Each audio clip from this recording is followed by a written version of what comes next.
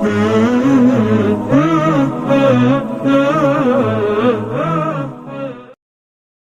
juga berselawat kepada Rasulullah SAW.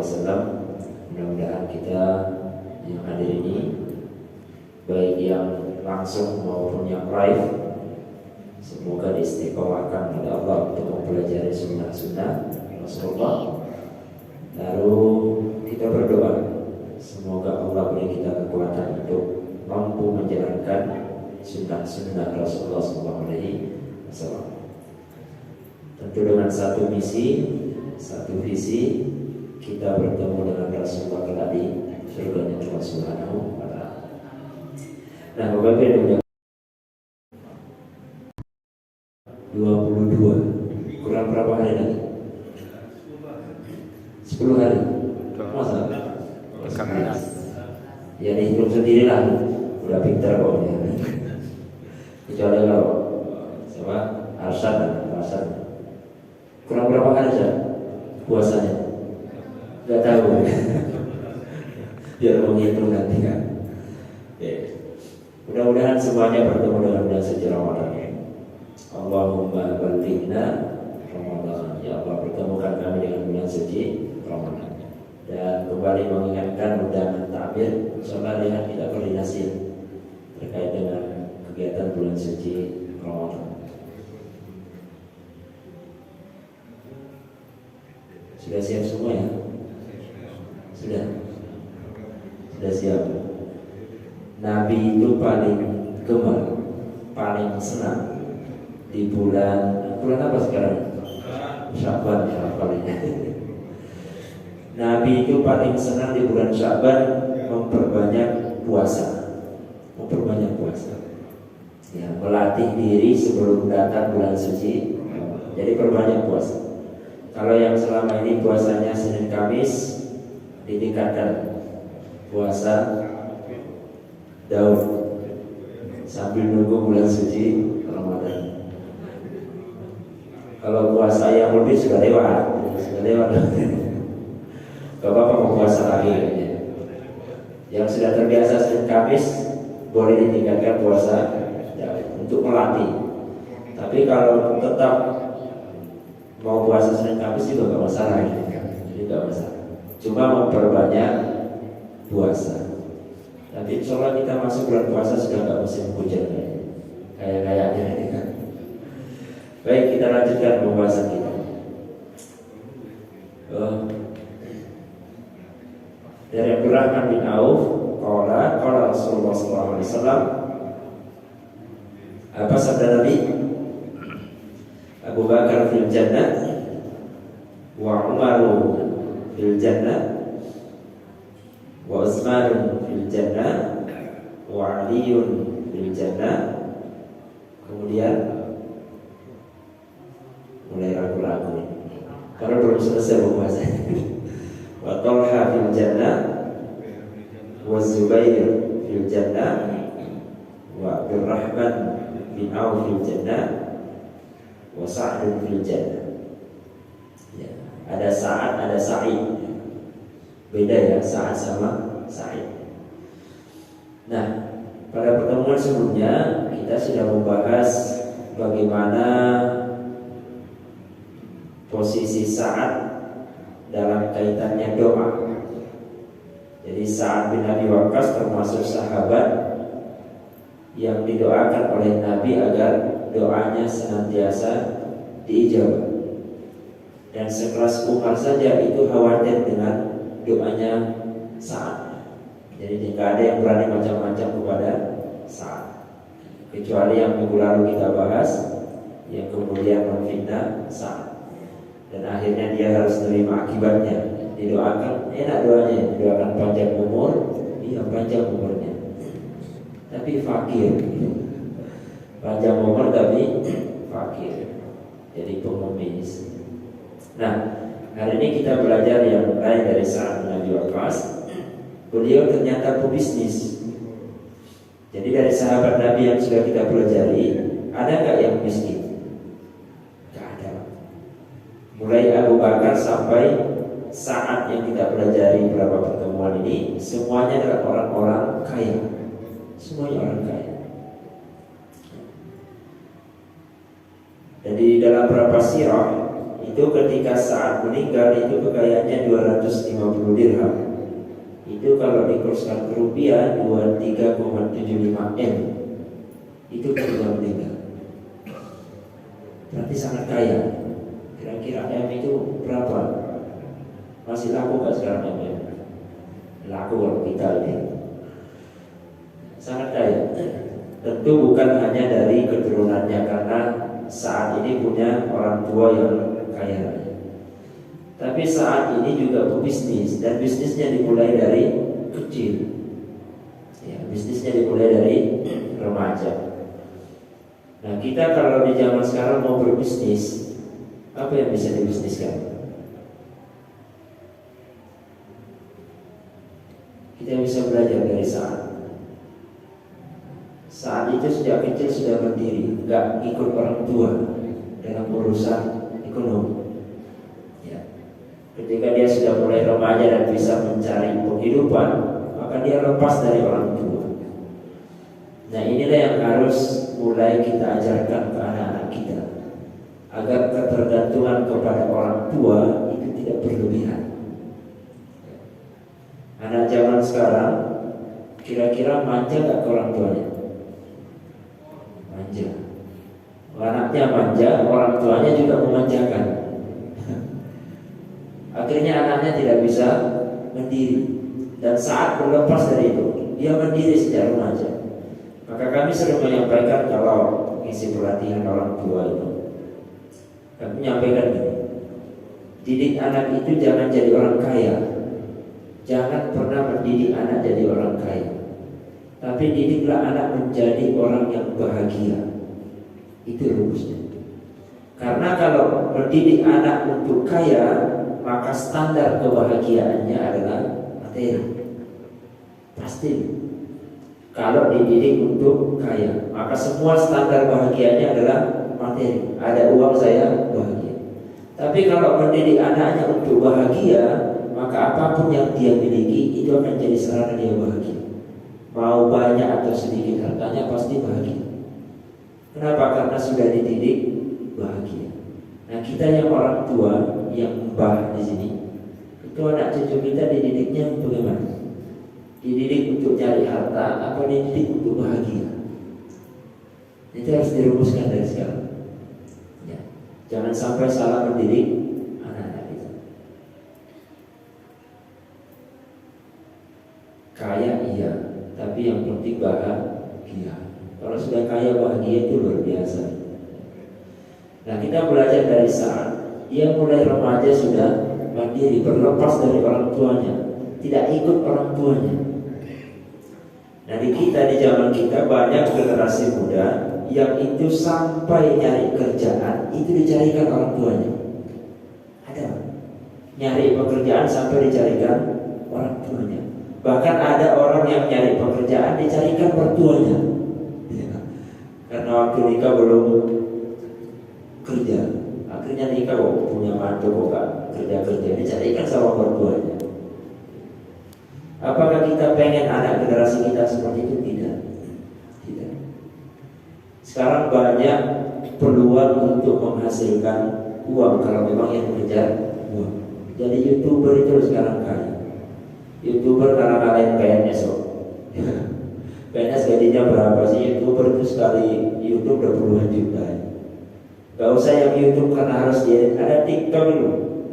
TikTok itu cuma foto, rekam, upload, dapat uang. Atau ada yang lebih mudah lagi, Bapak Ibu yang punya file lama, punya foto lama, yang foto tahun 80-an, 70-an, itu difoto dikirim jadi uang. Tulisan tangan yang klasik itu, mungkin waktu SMA pernah belajar nulis, tulisannya berlalu nemu, difoto dikirim dapat uang. Saking mudahnya sekarang kalau mau nyari uang, mudah. Ya. Punya file-file SMP, SMA yang itu tidak laku lagi, dijual lewat online. Jadi orang kalau mau nyari uang sekarang gampang. Nah, tapi kalau anaknya nggak mandiri, kan kasihan, ikut sama orang tuanya terus. Maka latih anak kita mulai dari Yang kedua, Sa'ad bin Abi Waqqas ini dia berbisnis dari hobinya. Nah, ini yang keren. Hobinya Sa'ad apa? Mana? Dia hobinya mana? Maka bisnisnya adalah bisnis alat-alat perang, khususnya panah. Karena emang hobinya di sini. Orang kafir Quraisy itu kalau mau buat panah nggak nyari yang lain, pasti nyari ke tokonya Sa'ad. Nggak ada toko, ke tempatnya Sa'ad, buatkan panah dan laris, diakui karena memang profesional di situ, ahli di situ. Nah, anak-anak kita yang punya hobi apapun hobinya, jangan dihalangi, tapi diarahkan, jangan dihalangi. Apapun hobi anak kita, diarahkan, jangan dihalangi. Ini sudah dihalangi, tidak diarahkan lagi, ya, tambah hilang. Ya. Dan itu bisa menghasilkan. Ada anak yang hobi main HP. Siapa sekarang anak yang hobi main HP? Ada. Kalau katakan saja. Hobi semuanya. Diarahkan. Karena anak sekarang dilarang main HP, susahnya luar biasa. Tinggal bagaimana cara orang tua bisa mengatur waktunya. HP-nya sudah diformat agar yang muncul cuma hal-hal tertentu yang diizinkan oleh orang tua. Bisa, ya. Atau diikutkan kursus yang berhubungan dengan HP, bisa. Tinggal bagaimana orang tua mengarahkan. Biarkan hobinya itu menjadi ladang rezekinya. Kira-kira seperti itu. Anak kita yang hobi berbicara, yang arahkan dia jadi dai. Yang hobi menulis, arahkan dia jadi penulis. Biarkan dia berkarya di situ dan itu menghasilkan. Zaman kita sekarang kan serba gampang, tinggal mau apa tidak. Dan saat Ibnu Waqqas sudah mengajarkan kepada kita berbisnis lewat hobinya. Dia mencari rezeki lewat hobinya. Ya, hobinya panah.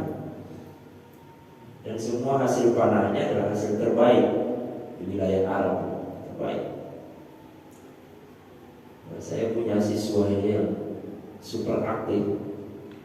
Ketika masuk ke sekolah, saya tanya sama ibunya, hobinya apa? Hobinya ini ngotak-atik listrik.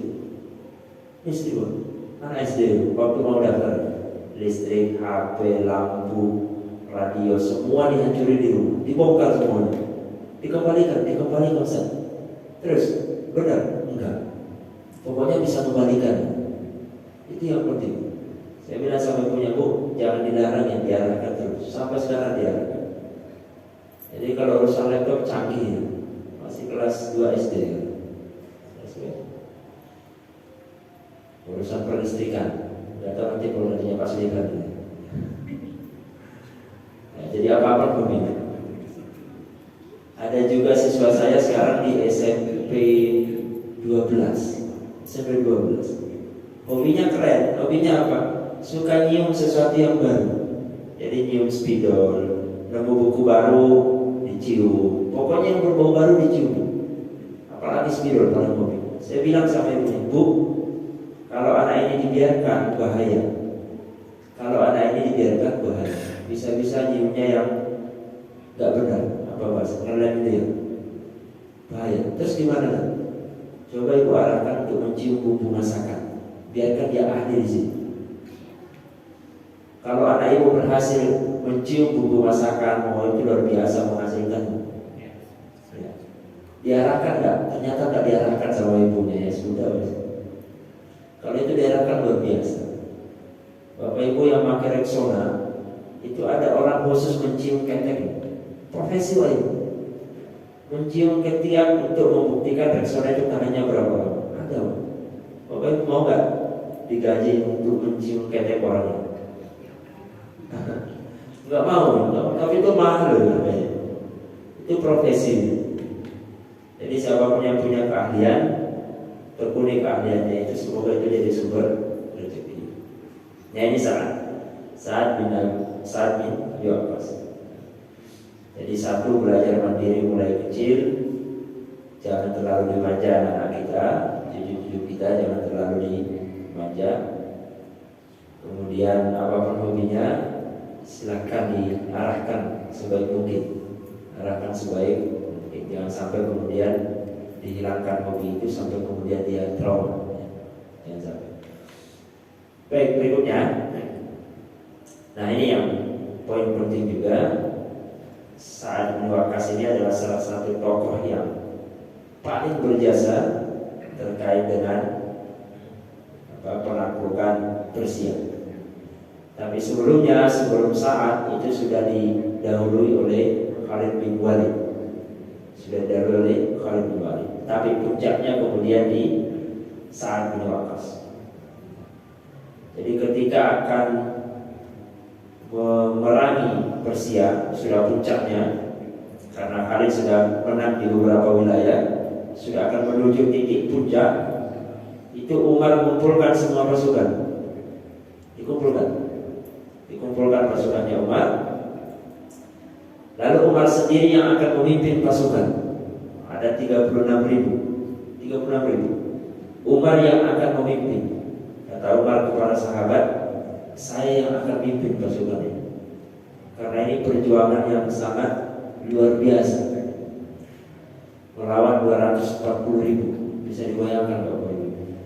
36.000 lawan 240.000. Kira-kira yang menang siapa? Kalau secara logika yang menang siapa? Ya 240 lah. Selisihnya enggak 50% ini. Ya jauh. 36 lawan 240. Umar yang mau mimpin. Tapi kemudian beberapa sahabat termasuk Abdurrahman bin Auf mengusulkan kepada Umar, ya Khalifatullah, kalau Anda yang memimpin, lalu kemudian Anda terbunuh karena ini yang kita lawan banyak dan sudah ahli semua, lalu Anda terbunuh di perang itu, maka kami khawatir akan terjadi di zamannya Abu Bakar banyak orang yang kembali murtad. Itu pun. Atau bisa jadi ketika Anda terbunuh, Islam akan mulai berantakan karena tidak ada pemimpin. Maka Umar kemudian bertanya, kalau begitu siapa yang bisa memimpin pasukan ini? Siapa yang bisa memimpin pasukan? Di tengah mereka musyawarah, ada Umar, ada Abdurrahman bin Auf, ada beberapa sahabat yang lain. Datang putusan bawa surat dari Sa'ad bin Waqqas. Lalu kata Abdurrahman, wahai Umar, saya sudah nemu siapa penggantinya. Siapa? Dia adalah pemanah paman Nabi Sallallahu Alaihi Wasallam. Tapi kata Umar, dia bukan sebagai seorang paman, tapi dia adalah sebagai seorang pejuang. Maka diputuskanlah Sa'ad yang memimpin pasukan 36.000. Jadi tidak terbayangkan 36.000 itu kemudian dipimpin oleh Sa'ad. Berkumpul para pasukan, ada ahli Badar, ada anak-anak para pasukan Badar, ada sahabat-sahabat muda, semuanya disatukan hanya untuk menaklukkan Persia. Tapi ada informasi yang sangat menarik Bapak Ibu dunia kamu. Ya, ini pasukannya. Setelah Sa'ad mendekati Persia, nah kita belajar poin dari suratnya Umar. Saya tuliskan bahasa Indonesia semua karena agak panjang. Ini juga enggak semua saya ambil. Amma ba'd, sesungguhnya aku perintahkan engkau wahai Sa'ad bin Waqqas bersama pasukanmu untuk satu, bertakwa kepada Allah dalam kondisi apapun. Itu pesannya Umar. Bertakwa kepada Allah dalam kondisi apapun. Mau kondisinya menang atau kondisinya kalah, kondisinya sedang senang atau terdesak, bertakwa sama Allah. Dan sebentar lagi kita akan menuju itu di bulan Ramadan. La'allakum tattaqun. Dalam Al-Quran itu pakaian itu banyak bahasanya. Pakaian itu bisa disebut thiyabun, bisa kiswah, bisa sarabil, bisa libasun. Itu semua artinya pakaian. Tapi ada yang menarik satu di ayat Al-Quran itu, wa libasun taqwa, disebut dengan libasun taqwa, pakaian ketakwaan. Dan itu yang akan kita perjuangkan setiap hari, khususnya di bulan suci Ramadan. Pakaian ketakwaan. Dan itu yang dipesankan oleh Umar kepada Sa'ad. Apapun kondisinya, bertakwalah kepada Allah Subhanahu wa taala. Ya. Gak boleh lepas dari situ. Yang kedua, waspada dari maksiat lebih daripada waspada kepada musuh. Jadi Umar itu lebih takut pada maksiat dibanding pada musuh. Dia khawatir kalau kemudian pasukannya bermaksiat. Itu kan, nggak takut. 240.000 itu kecil selama tidak bermaksiat. Itu kan, 240.000 kecil selama tidak bermaksiat. Maka pesan Umar, jangan bermaksiat. Jangan bermaksiat.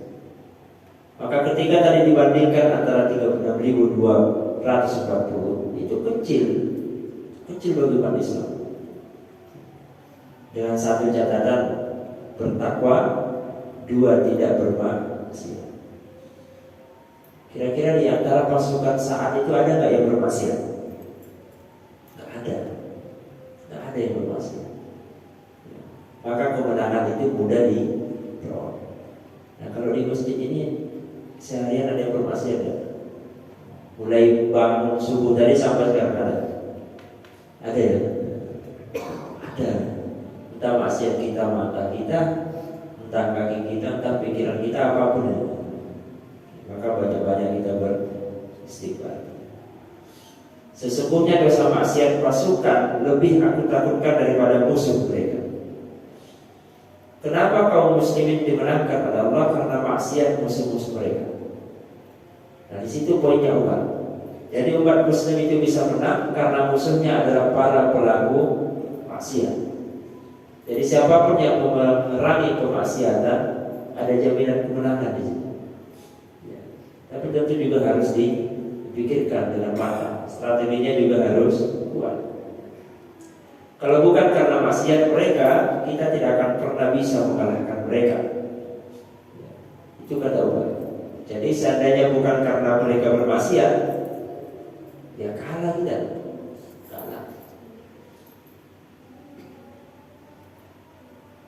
Kekuatan kita tidak ada, kata Umar. Jumlah pasukan juga kalah jauh. Perlengkapan juga kalah jauh. Persiapan juga kalah jauh. Kalau kita bermaksiat, dia bermaksiat, pasti mereka menang. Kenapa? Karena lebih matang.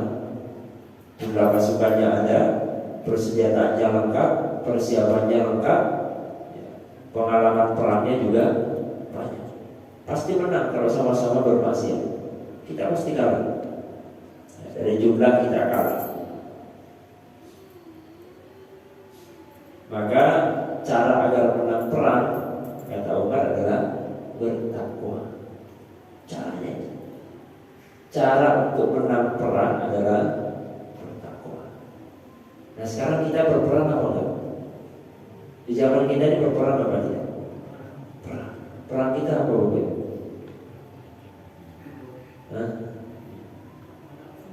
Hawa nafsu.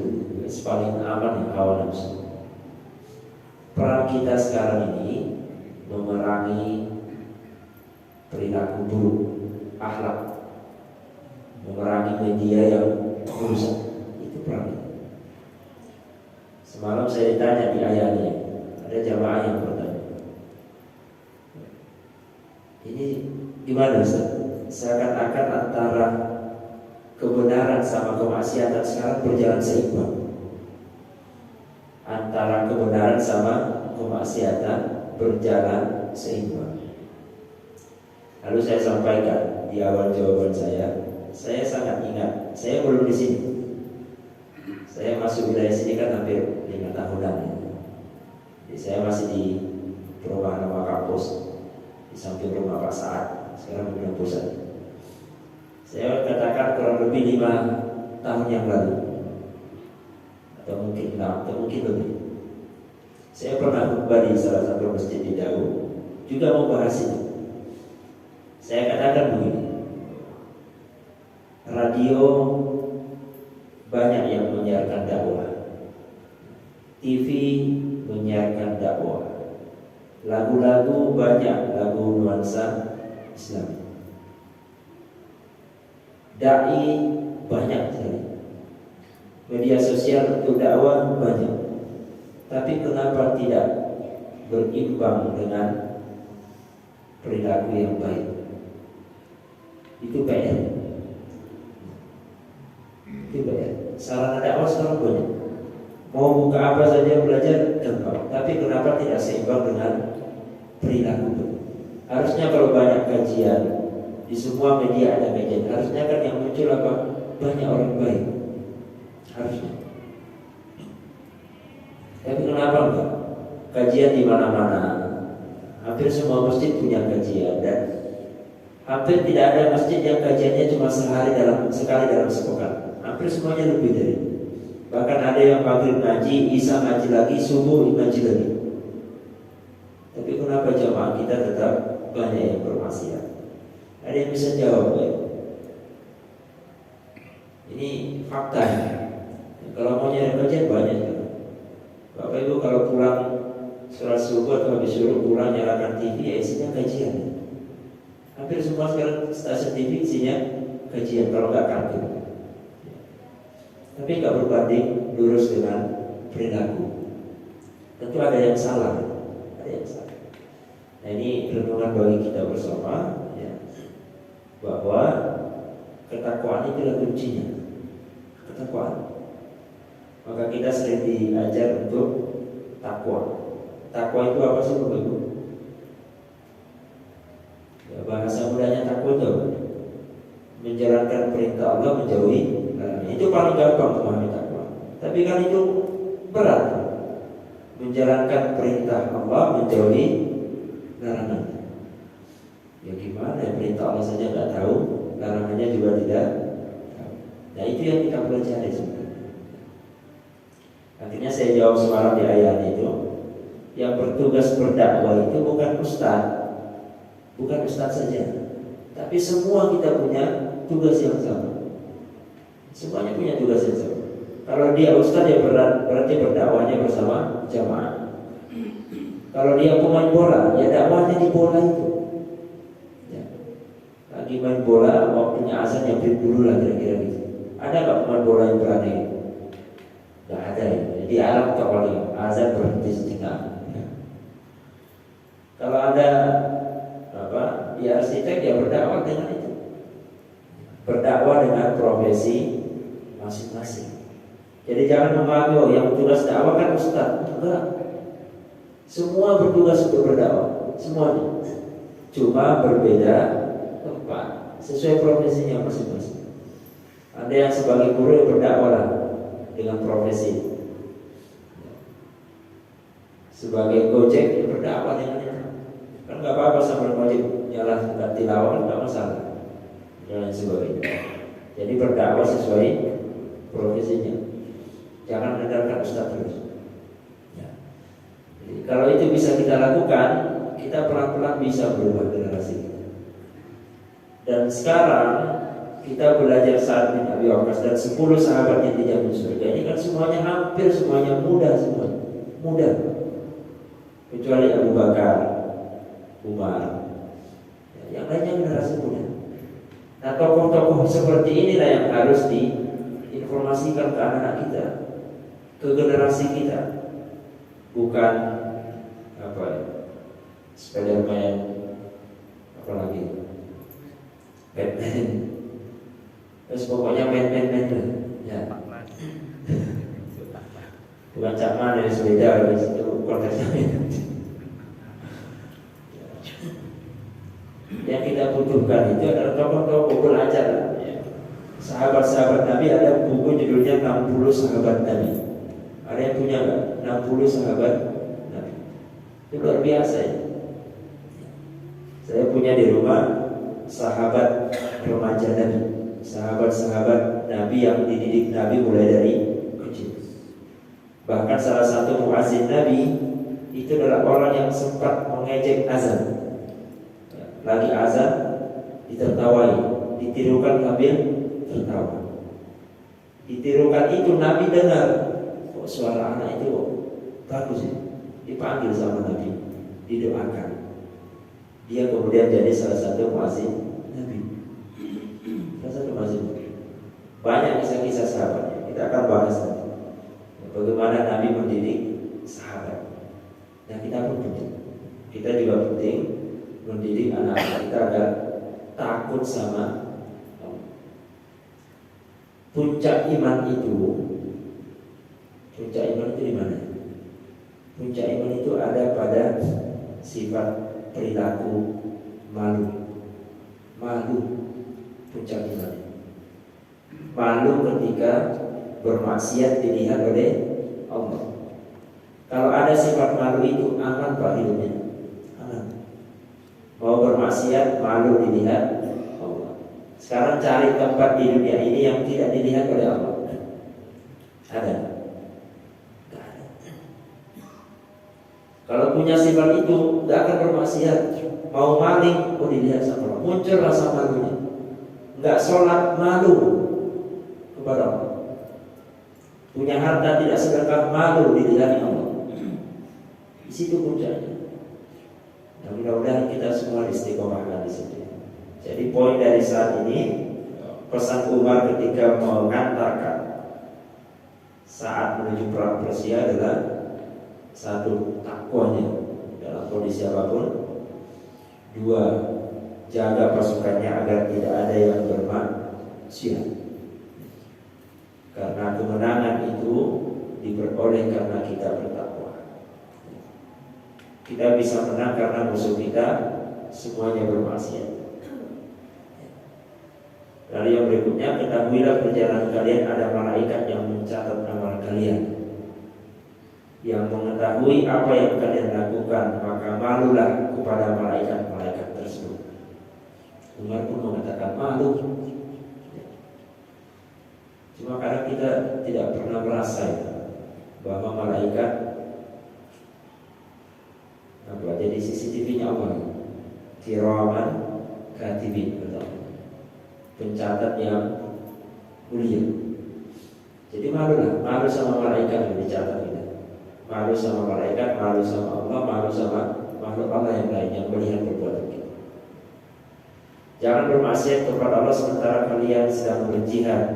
Jangan kalian berkata musuh kita lebih buruk daripada kita. Jangan pernah mencela musuh, seburuk apapun musuh kita. Musuh kita jahat buruk. Jangan pernah mencela musuh. Bagaimanapun kita lebih baik daripada mereka. Karena ketika kita mencela musuh, itu adalah peluang kita untuk masuk ke dalam kemaksiatan. Nah ini Bapak Ibu, ya Allah, mudah-mudahan ada hikmahnya dan kita tunggu insyaallah kalau pekan depan kita masih lanjutkan, insyaallah berakhir minggu depan. Kita berdoa semoga yang hadir ini keluarga kita, jamaah kita, tetangga-tetangga kita, semua Allah izinkan untuk bertemu dengan bulan suci Ramadan. Kita berharap mulai malam pertama sampai malam terakhir semuanya istiqomah. Yang susah juga istiqomah. Kita akhiri dengan istiqomah dan kafaratul majlis. Astagfirullahaladzim. Subhanallahumma wa bihamdihi. Asyhadu an la ilaha illa anta, astaghfiruka wa atubu ilaik. Assalamualaikum warahmatullahi wabarakatuh.